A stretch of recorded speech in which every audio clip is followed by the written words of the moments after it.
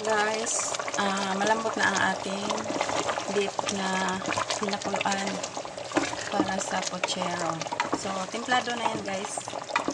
May nor beef cubes na yan. Kunting asin, paminta, laurel. Tsaka nagisa na yan sa sibuyas, bawang, kamatis. Tapos nilagyan na natin ng konting tomato sauce. So, yung tomato sauce optional. Yung iba ayaw maglagay. Pero mas maganda kasi pag colorful ang sabaw. Parang ang mata mo hindi natipid sa kulay. So, by the way, may bell pepper din pala yun guys. So, lagay na natin ang mga gulay. So, ang mga gulay natin ay kamote,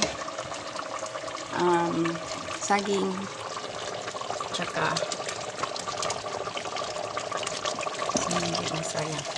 kamote, saging at tsaka patatas. Nagisa na yun guys, carrots. Sorry sa ingay guys. Nagisa na yan. Tsaka bell pepper. Ayan, bell pepper. Tapos so, hindi ko na yun siya dagdagan ng sabaw guys. Yung iba maraming sabaw ang gusto, pero kami tama-tama lang makabasa sa kanin.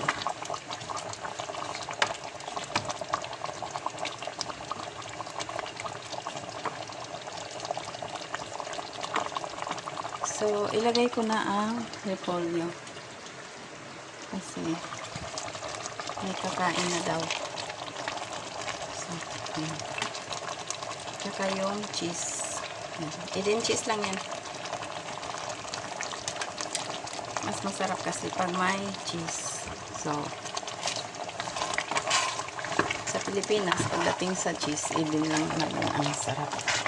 Maraming brand yan. Pero sa local brands, ito lang ang masarap.